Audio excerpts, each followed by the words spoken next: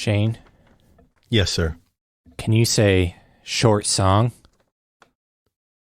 Short song. Thank you. You're not going to provide context? We have a 3-year long running joke of anytime someone starts the track right before the song, you say short song.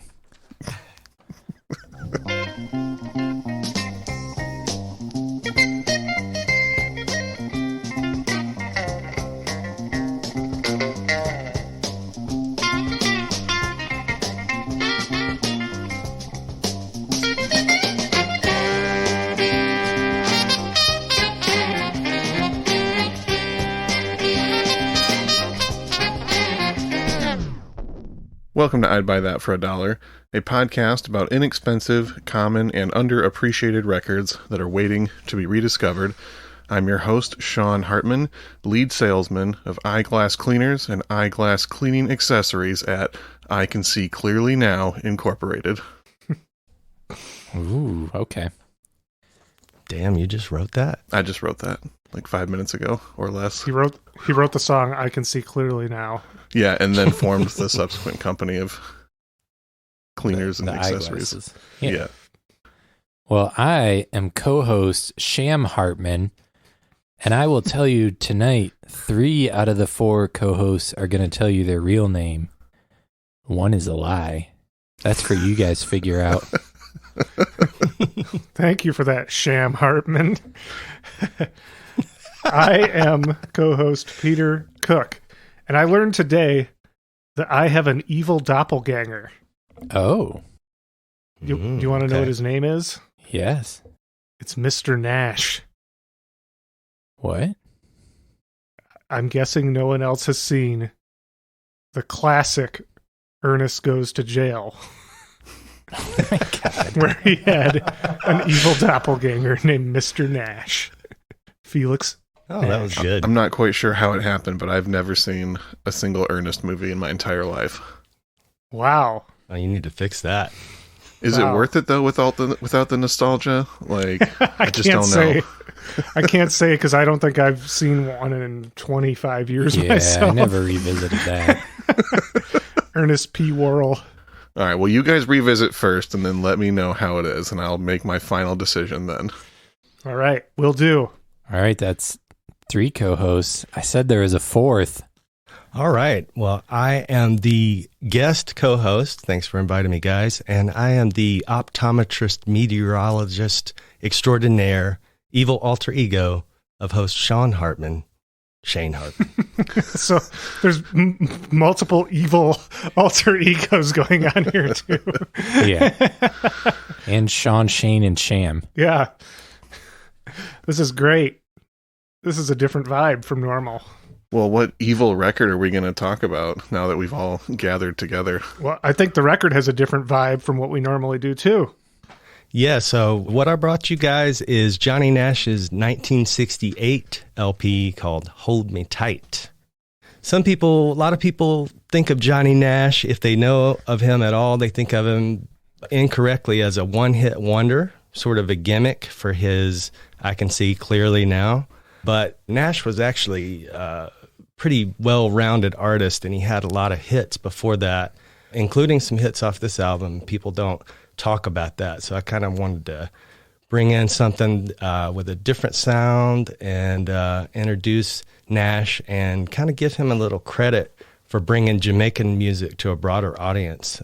I think that for years, there was a sense that Jamaican music and Caribbean music was ripe to break through into the U.S. market. And for several years, record companies had tried with a little bit of success here and there to kind of make it sort of a dance craze out of, whatever Jamaica's new music was. It started kind of with Belafonte and then Millie Small and Desmond Decker. But Johnny Nash, being a guy from the U.S., he kind of gets looked over for being one of the first guys to do that. And people just think of him as sort of a gimmick artist, sort of a one-off. You want to give him a taste of the true Johnny Nash?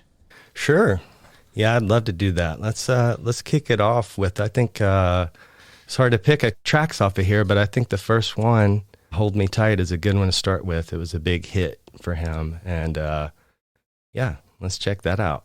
All right, Hold Me Tight. Is this side A, track 1? Yes, I believe so. Wonderful.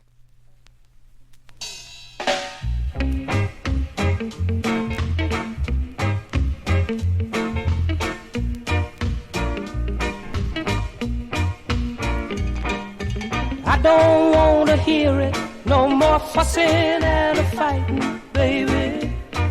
Hold me tight. Let's let bygones be bygones. Let's think about tomorrow, girl. Our future's bright. Well, I know I was wrong, but I was just a fool, too blind to see. You were the only girl for me.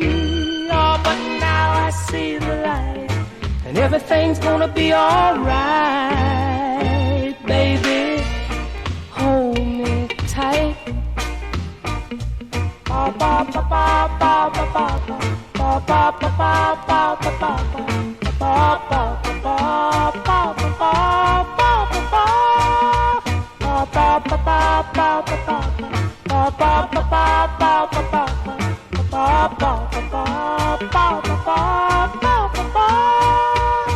Well, I know I was wrong, but I was just a fool, too blind to see. You were the only girl for me. Oh, but now I see the light, and everything's gonna be alright, baby. Hold me tight, girl, you know I love you. Ooh, you know I need you, and I don't mean maybe. You will always be my baby. Ba ba ba ba ba ba ba ba ba ba ba ba.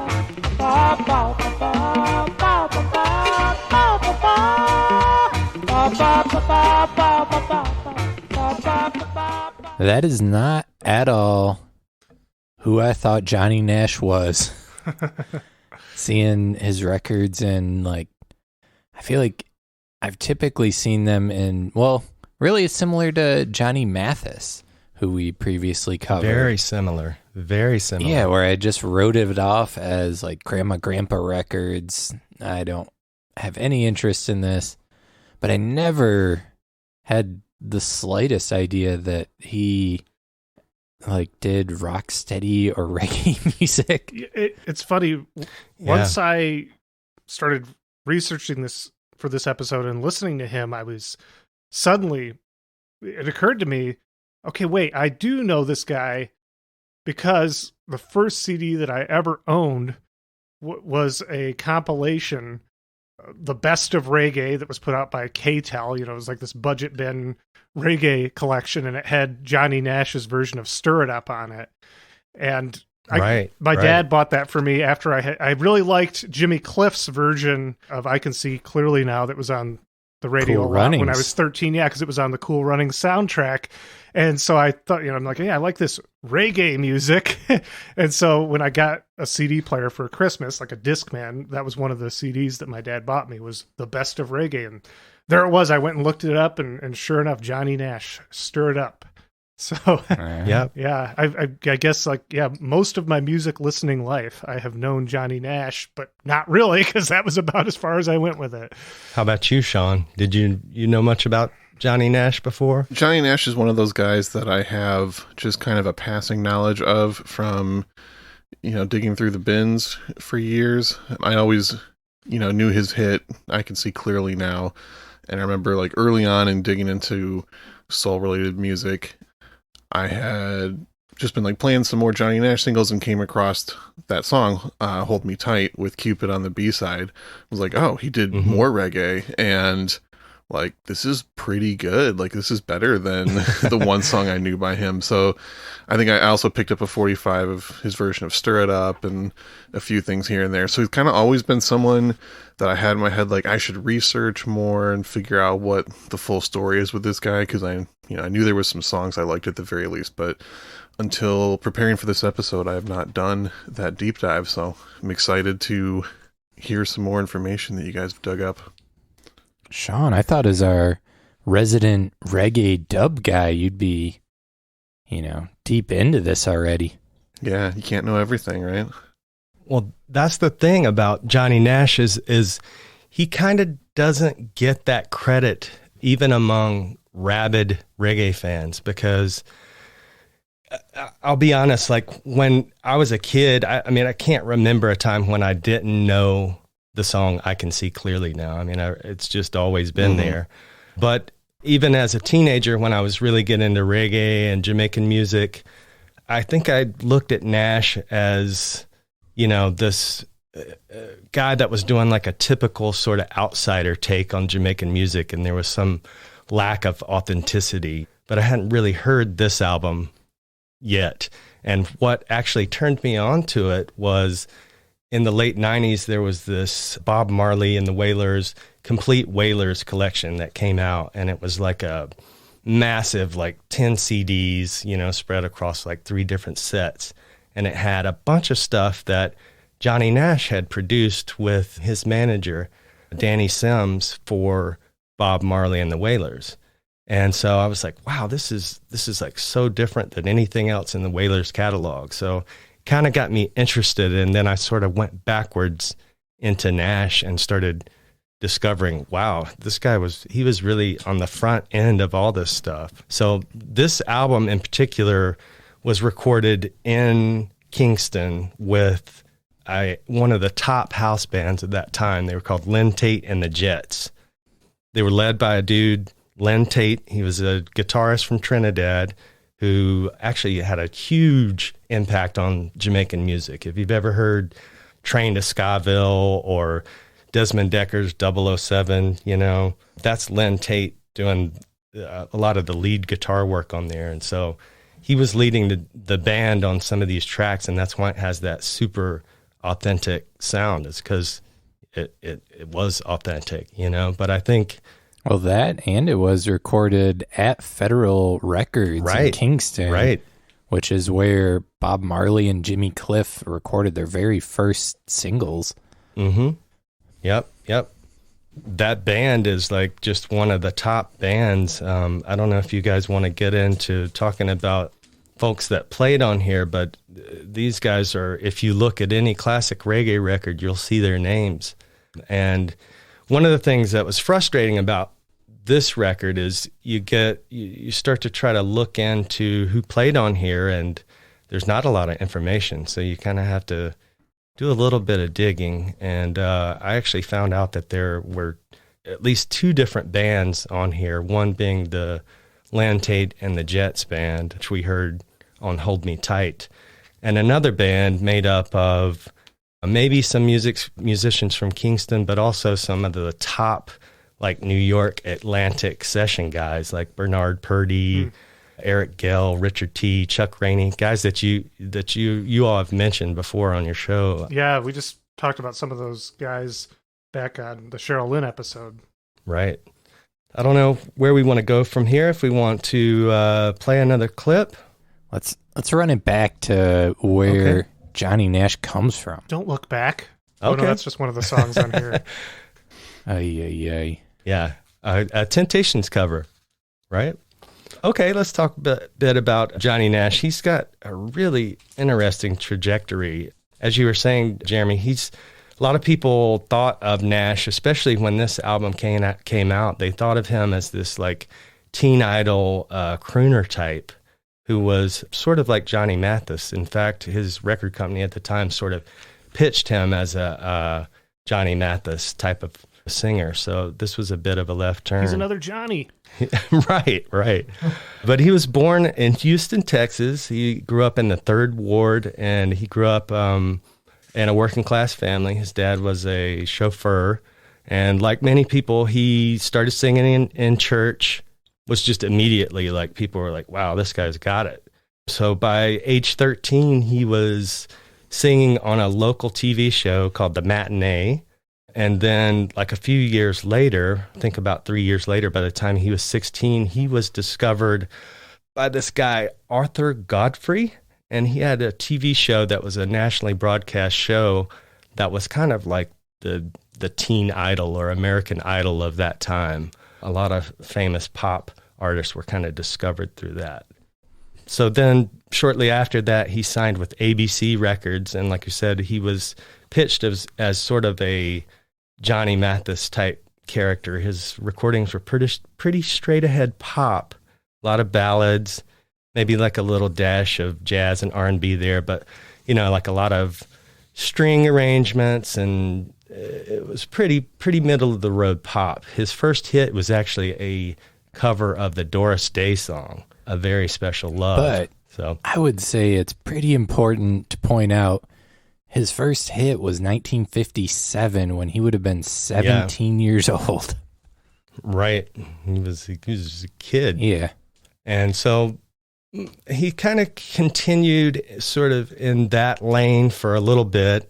He did a little acting. In 1959, he was in a film called Take a Giant Step, which was a film remake of a popular play about African-American teen.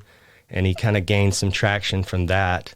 Then in the early 60s, around 1962, he met this guy, Danny Sims.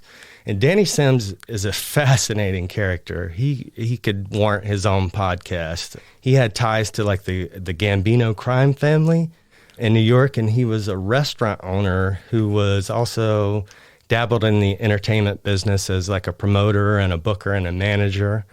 And he became, as I said, he was a crucial figure in Nash's career, and many other people for that matter. Well, and like the whole reggae world. Right. Yeah, absolutely. He sort of well, we'll get there. I don't want to spoil it. Go ahead. I'm sorry, Shane. No, you're fine. You're fine. So basically, Nash, by the mid-'60s, he started moving into kind of some R&B flavored material. He recorded for like Argo and Cadet, which were like sub-labels of Chess. And then he and his manager decided to move to Jamaica. Danny Sims basically convinced him to move down to Jamaica and start working there. And so that's where we get this record. And basically his sound from here starts to evolve because he meets Bob Marley and some other folks, and he just starts to realize, that this music really has something to offer. And so his whole thing was he wanted to take the sound and kind of polish it and add some of those Motown production polish that would help it cross over to a more mainstream audience, which is how we get the rock steady with the strings and stuff on top, which some people aren't that crazy about, but I think he makes it work. He's like the reggae version of the Nashville sound. Oh, yeah, sort of. Okay. Yeah. Do you have a good track you want to go to next?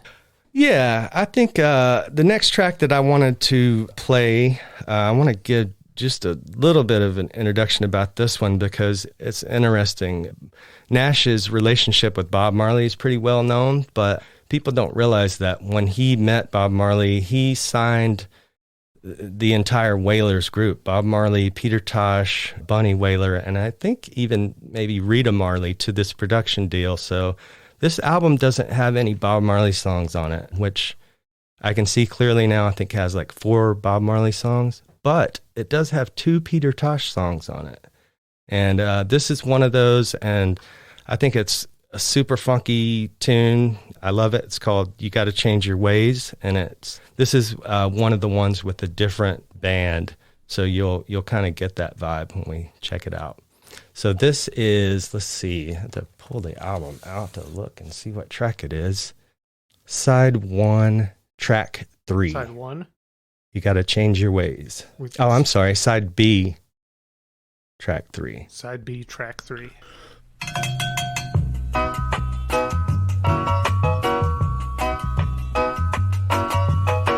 gotta change your ways for me. You gotta change your ways for me. You gotta change your ways for me, or you'll be lonely. You'll be lonely in every way. In every way.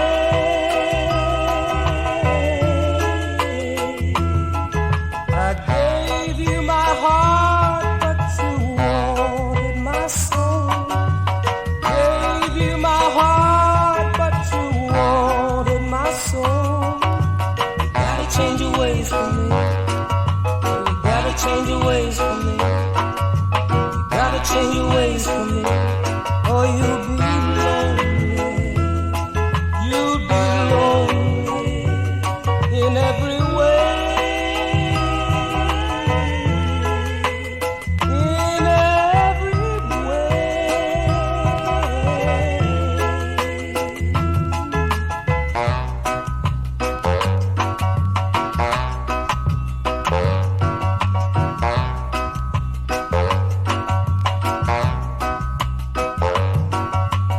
Don't make love just a game that you play. Don't make love just a game that you play.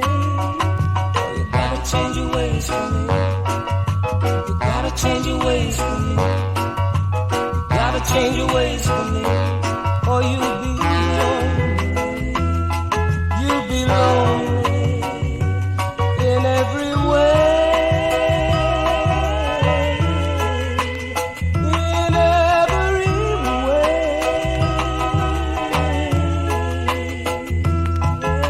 Gotta change your ways for me. Love that Bernard Purdie on the drums there. That he was the drummer on that track, right? I believe so. Again, I'm taking my information secondhand from that Bob Marley and the Wailers, Complete Wailers. They have a little thing where there's some sessions that were recorded at this same time, and it says band probably includes, and it has a list of players, and it's all these New York guys, but they were basically all coaxed into coming down there and hanging out. In fact, Hugh Masekela was supposedly down there too, hanging out, and played on some of the Wailer stuff, but I don't think he's on this album. But yeah, Bernard Purdie, wow, he's cooking it up. Mm-hmm. Adding that shuffle in there that, like, Yeah. you wouldn't, it doesn't jump out as being like, oh, that's not reggae drums. Like, it fits in perfectly, and then when you listen closely, it's Right. like, oh, that's that Purdie shuffle working in there. It's just, yeah, it's great. Well, those guys actually, they knew about reggae, even though it was really young at that time. A lot of those musicians had been introduced to it. And in fact, Creed Taylor, who you guys have talked about before, he had a real short-lived label that he was trying to promote reggae. And a lot of these same guys played on some of those releases that he put out. And actually, Eric Gale went back in the mid-'70s and did an album with some of these guys, along with some Jamaican guys. Peter Tosh plays on it, but it's straight instrumental reggae stuff, you know? These New York session guys, they obviously, yeah, they knew what they were doing, so. Can either Shane or Sean clarify for me, is this rocksteady or is this reggae, or what exactly is the difference? Because I know those are things, but I'm too ignorant to know the difference. That's a very hard question to answer. Rocksteady into reggae starts to get into a blurry space. Technically, I guess this would be rocksteady, but because of the things he's playing on the drums, it starts to move a little more towards like a funky sort of reggae feel. But, you know, rocksteady was a period of just like 2 years, from 66 to 68. Where you heard that, and then reggae starts to come in. But the first track was distinctly rocksteady, Hold Me Tight. This one is a little bit less. It still has that tempo. It's about the tempo of rocksteady, but there's something that makes it a little funkier, a little more syncopated. Is that like the thing, that it's slower if it's rocksteady? No, rocksteady was actually, slowed down from ska. But then we could do we could do a whole podcast series on this. But early reggae is actually super fast. A lot of it's very up tempo. It's some of it's even faster than ska. If you listen to like a song like Pressure Drop or Monkey Man, and you're listening to how the drums are playing. But so yeah, Rocksteady was slower from ska, which came before it. And a lot of people think it slowed down even more with reggae, but that's not necessarily accurate. Sean, you have any feedback on that? Yeah, I can pretty much just echo what you said there. The lines of some of these reggae subgenres are very, very blurry, and oftentimes would be intentionally blurred by some of the artists that are performing it. And you also get the sense that some of these genres are maybe a little bit like retroactively placed on here, because especially what you're saying with Rocksteady, in a lot of ways it was the transition period between ska and reggae. And then with your saying about the up-tempo early reggae songs, a part of the transition there is they're playing these ska tracks and then kind of having maybe one or two instruments are accenting like the halftime of it, and then all of a sudden it became more popular for reggae to just be slowed down in that halftime. And the other thing that I had read is that a lot of that transition in genre had to do with the political landscape of Jamaica, because this is right around the time when Jamaica had earned their independence. So there was a move in the arts community to kind of create more of their own voice and unique style, as opposed to just having their interpretation of mostly US-based R&B music. So yeah, there's a lot affecting these different subgenres and changes in this time period in Jamaican music. All the terminology and history I know about reggae music comes strictly from being a Sublime fan as a teenager in the 90s. Oh, God. For me. That was the jumping off point for so many people, though. And, at least he was, like, shouting out some legit artists, so you gotta give him credit for that, at least. Oh, yeah. No, I'm a little bit older than you guys, so for me, it was like, I kind of came in through, like, Bad Brains and Operation Ivy and those kind of mid to late 80s punk bands that were flirting with ska? Reggae. Yep. Yeah, I was thinking of that. I said it. I was thinking of that when I was like, oh yeah, I forget the chronology of these things. I'm like, oh yeah, ska did come first, because third wave ska was a long time ago now. I had also read that the transition from original ska into rocksteady is at least somewhat owed to the fact that the recording studios in Jamaica got better, which may or may not have had something to do. Danny Sims had sold off his recording studio in the U.S. when him and Johnny Nash moved down to Jamaica. But the increase in quality of the recording studios in the mid-60s allowed for the bass to actually be captured well. And that's where the bass started playing a huge role in Jamaican music. The bass definitely was a change up in that switch between styles. Like a lot of the ska players were playing, upright acoustic bass was a thing. Bass has always been a part of Jamaican music. And the thing that I've heard about this that really was like a eureka moment for me, where I was just like, oh yeah, is because everything was based around this dance hall or sound system culture, where these huge sound systems would show up to play yard parties, and they basically wanted people to be able to hear this music for as far away as possible so that they would show up. And the way to do that is to pump those bass frequencies, because that's what carries the frequencies those are the frequencies that travel for miles, so we can thank Jamaican music for bringing that bass into popularity.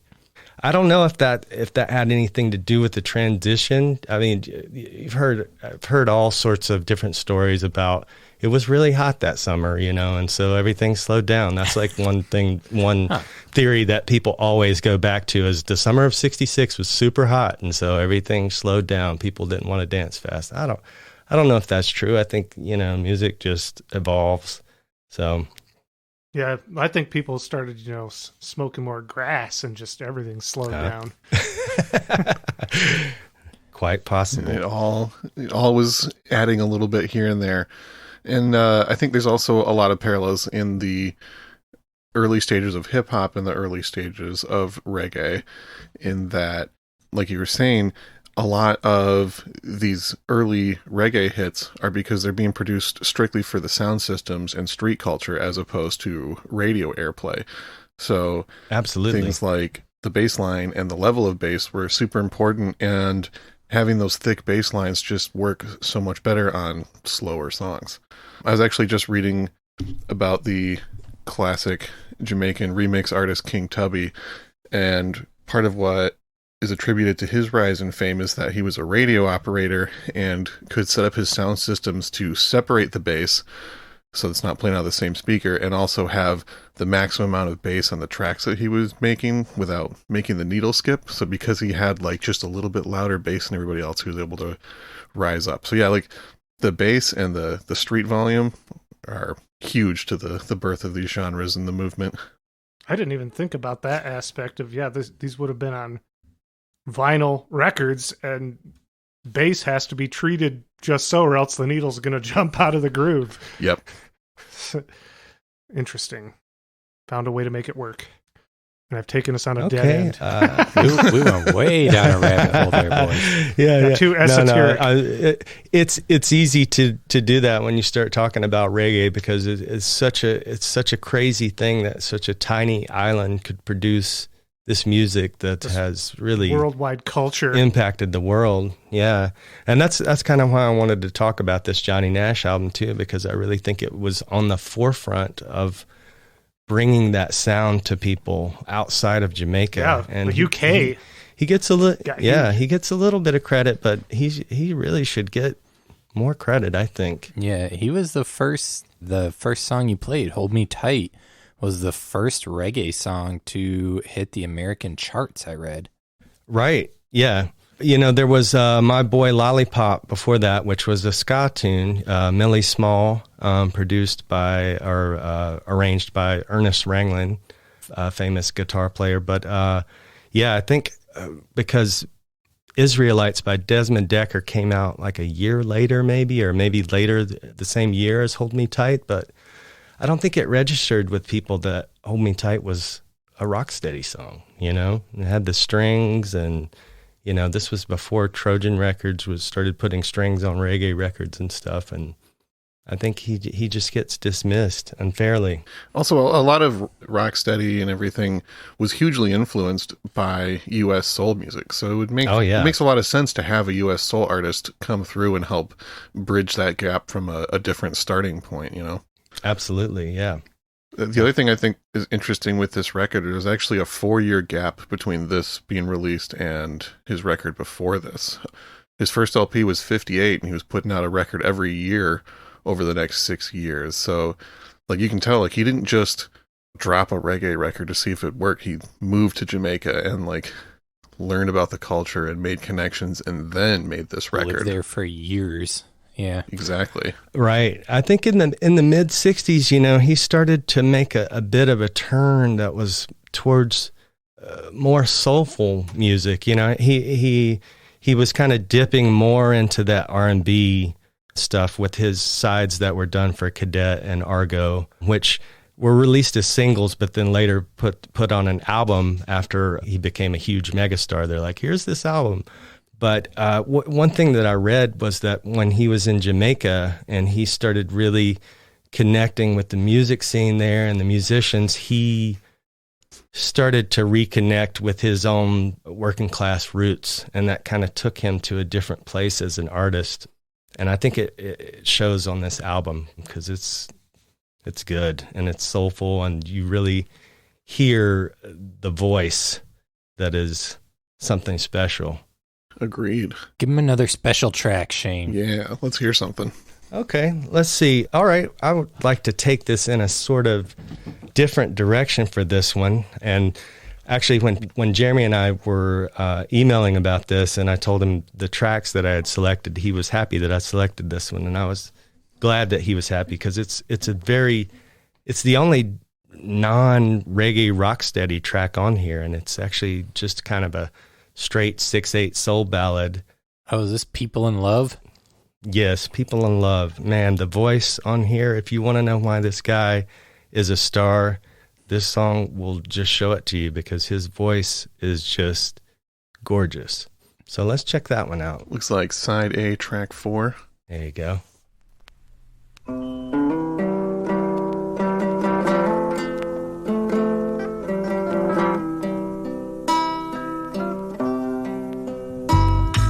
People here, people there. I see people everywhere. The things they do, the words they say, all seems part of a game they play. People laugh, people cry,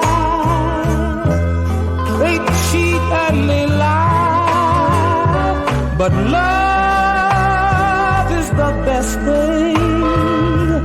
Love is the only thing for people. People in love. People win, people lose. People cry the blues.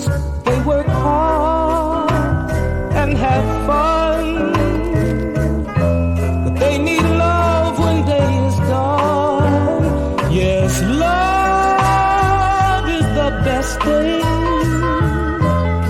Love is the only thing for people. People in love. People in love.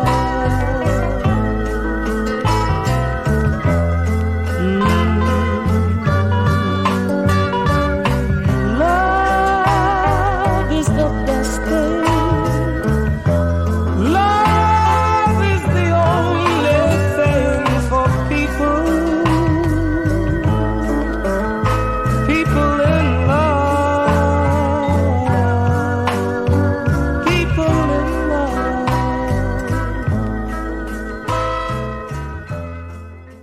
Was that recorded on the same machine that Guided by Voices recorded their early stuff on?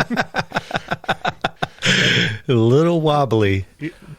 We were talking about that during the song, how the guitar feels so raw and out of tune, and how it gives it like this DIY feel. And I was saying that's one of my favorite parts about it is just how raw the backing track feels against his voice, which is just so pure and sweet.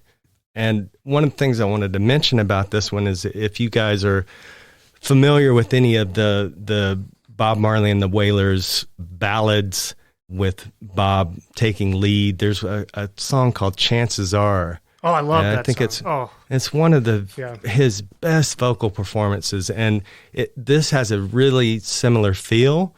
And I don't know if it's the same band, but it's quite possible. I think Danny Sims released that Chances Are, after Bob Marley died as sort of a cash in.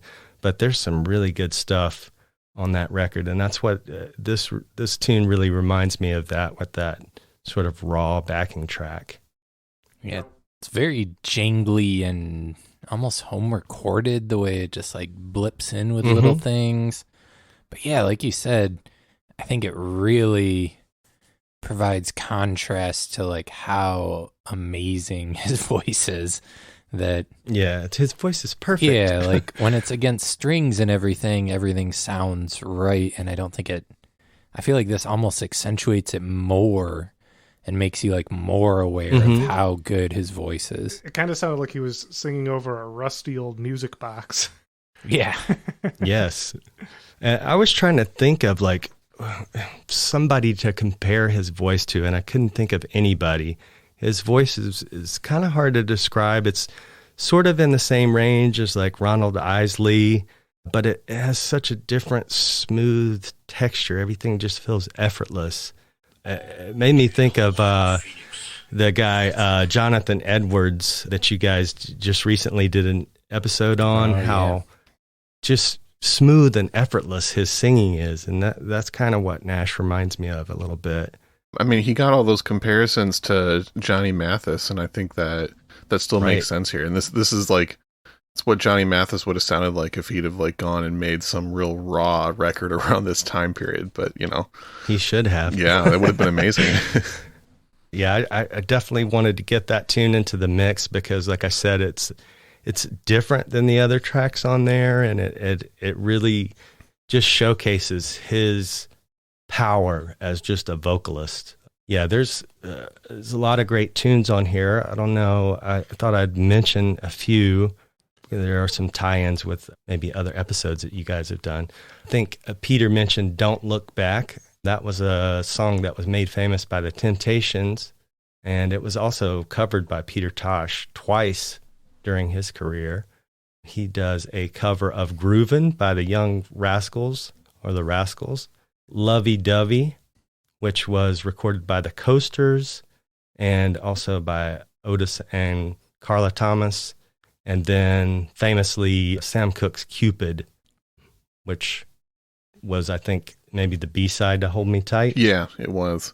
And I think there was a lot of love for Sam Cooke in Jamaica, so him putting that track on there was very fitting. Absolutely. It's definitely one I have an obsession with Jamaican covers of other genres, and Cupid is one that just pops up over and over and over again. They definitely have some love for Sam Cooke. A couple other tunes I just wanted to mention. There is another Peter Tosh song on here called "Love." Peter Tosh did record at least one version of. There's "You Got Soul," which was written by Nash, and there's some different versions of that on a record that he released about a year later called "Folk Soul." And then finally there's a song called "Don't Cry," which was written by Jimmy Norman. And I didn't know much about Jimmy Norman, but in looking at information for this, I found out he was a session musician and songwriter who was probably most famous for writing "Time Is on My Side." Interesting. Recorded by Irma Thomas and famously covered by the Rolling Stones.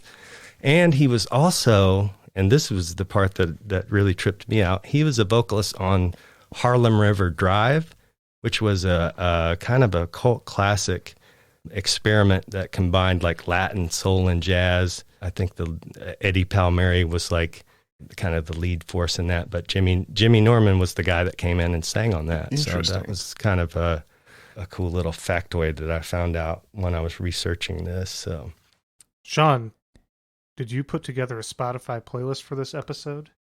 Well, you're going to be real surprised, but yes, I did.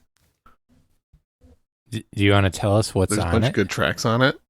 Yeah, there's some really good stuff. I think people should listen to it. They're going to like the music that's on it. This is maybe one of the better playlists that I've made. Actually, a bunch of the tracks I put on here, Shane mentioned throughout the episode, so that's convenient. Or at least the artists were mentioned. And we didn't even collaborate on that. It just happened. There's some Desmond Decker and the Aces. I did not put Israelites. I put Itmek on there, which is like the less popular but just as good song from around that time period. I put 2 tracks from the Harder They Come soundtrack, which was another pivotal moment of reggae being popularized in the US and the UK. The soundtrack was almost more popular than the film and was a lot of people's entry point into reggae music. Yeah, my parents had that one in their collection. Yeah, there you go. Sweet and Dandy by Toots and the Maytals off of that. There's some Johnny Osborne on here, Marcia Griffiths. We talked a lot about Rocksteady in this episode, and I have a track by the godfather of Rocksteady, Alton Ellis, with his classic Cry Tough. A Third World on there for, some what was happening a few years later down the road. Winston Francis for some more Rocksteady kind of soul crossover. The Heptones, Millie Small with the classic My Boy Lollipop is on there. Dave and Ansel Collins with Double Barrel. We did a premium content Patreon episode on that one. Jimmy Cliff's Many Rivers to Cross, also from the Harder They Come soundtrack. And then speaking of reggae covers of other songs, there's an Al Brown plus Skin, Flesh, and Bones doing Al Green's Here I Am Baby. Highly recommended track. Nice.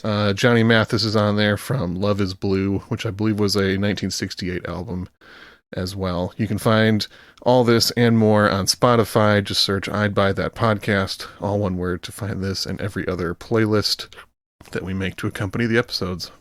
Is that how you say her name, Marcia Griffiths? I've always said Marcia Griffiths. I don't know. I've heard both. I think it's Marsha. All right. I stand Marsha? corrected. I just guessed. Marsha. It could be Marcia.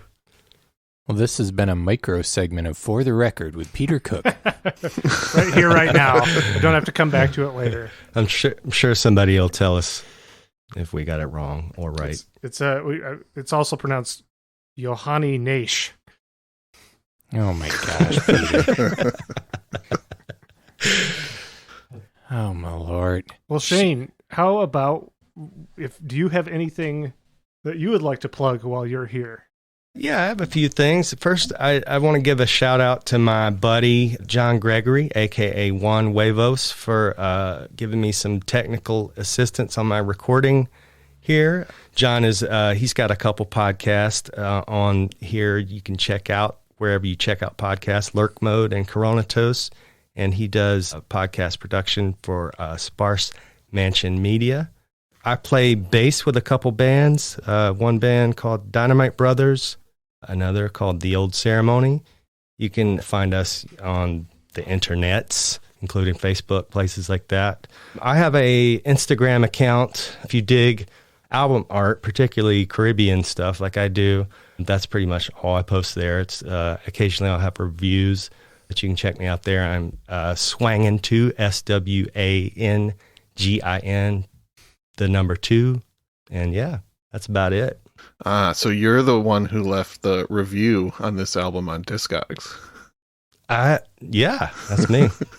You recognize my handle. I was wondering if that was you, and I was going to ask anyways, and then you said the handle. I was like, that's that review I had just read earlier today. I think it might have been the same review that I sent you guys when I was like, yeah, you should consider these albums. And I sent you some little write-ups I had done. I think that might have been the very first one. Nice. So. Oh, had Here you we done are. those? I'm trying to spread the gospel of this record. Those write-ups that you sent us, I thought that you had done them exclusively for us, but they were pre-written, huh? Yeah, I just nah, they were for you, Peter. I did them They were specifically just for you. I was flattered. They were so elaborate. I was like, man, going all in. I've got a notebook full of album reviews next to my bed that someday I'm going to show to you, Peter. Oh, I look forward to that day, Jeremy. Sham. I'm Sham. Yeah. I think I figured out who the fake name is here. Yes. It's Sean. It's sure. Yeah, it's me. Only took us 100+ episodes to figure it out. Johnny Nash put out this record and then fell off the face of the earth, right? Well, no. Actually, his like we talked about, his greatest success was to come after this when 4 years later he released I Can See Clearly Now, and that was like, it just went stratospheric. He basically became a household name, but then after that, even though he released a couple more LPs that are really good, I would mention My Merry-Go-Round from 1973 and Celebrate Life from 1974. Both of those were on Epic, and they're fantastic, but you don't hear anything about them. Definitely worth checking out. Those show up kind of cheap as well. And he continued to release music throughout the 70s, but didn't have much commercial success, and then he kind of walked away from the music business in the early 80s by most accounts and lived out a pretty private life out of the public eye until his death actually just about a year ago. Yeah, October 6th, 2020. And I just want to throw out there, the version of I Can See Clearly Now that was in my head was not the Johnny Nash version. It must be the Jimmy Cliff version from the Jimmy Cliff Cool Runnings. Yeah. But go listen to the Johnny Nash one, because I gotta say it's better, and the bridge is I got goosebumps, Yeah, man, just hearing you talk about it. Yeah, like that bridge like actually made the hairs on my neck stand up, not just like a metaphor that people say. Like I heard it and was like, "Oh my god." Yeah, it did the same for me, except I had shaved the back of my neck that day, so they didn't stand up. Oh, brother. Jesus Christ, let's get out of here. What are you sending us out on, Shane? I want to send you guys off with the Jimmy Norman track that I mentioned, Don't Cry. This one, it kind of reminds me of Desmond Decker's Israelites, not in the that it really sounds like it, but just that the music is so happy and chipper. But if you tune into the lyrics, you get like a totally different picture of what's going on here. And I think it's kind of like the perfect fusion of what he was trying to do with Jamaican rocksteady and these sort of pop soul production values. So yeah, Don't Cry. Let's hear that one. All right. Well, thank you so much for joining us and schooling us on Johnny Nash. Mr. Shane.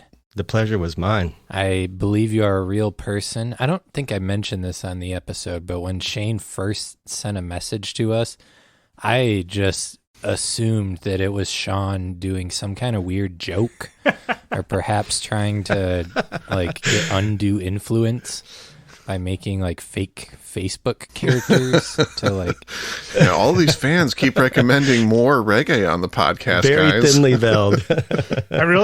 It's funny that says so much about what you think about Sean, that he would do something deceptive like that, but in doing that he would like come up with this name that was so close to his own name. He only changed a couple letters.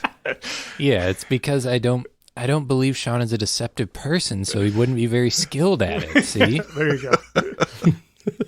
I see you've thought about this. Yeah, backing up the bus here. All right. All right. Well, thanks for joining us, Shane. Thank you. I'm co-host Jeremy. I'm Sean Hartman. I'm Peter Cook. And I'm Shane Hartman. I meant to say I'm co-host Sham Hartman. Good night from Sham Hartman Incorporated.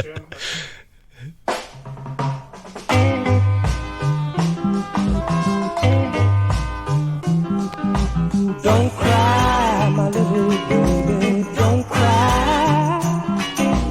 Don't cry, my little baby, don't cry. Daddy's gonna bring you something good. Don't cry. Yeah, Daddy's gonna bring you something real good. Sick and tired, seeing my kids go hungry. To see my wife homesick in bed. I gotta find a job, but finding a job is hard. Did you hear what I said? Hear what I said? Oh, don't cry, my little baby, don't cry. Don't cry, my little baby, don't cry. 'Cause Daddy's gonna something good. Daddy's gonna bring you something real good. I'm getting tired of always ducking my landlord. Sometimes you see I just can't pay my rent.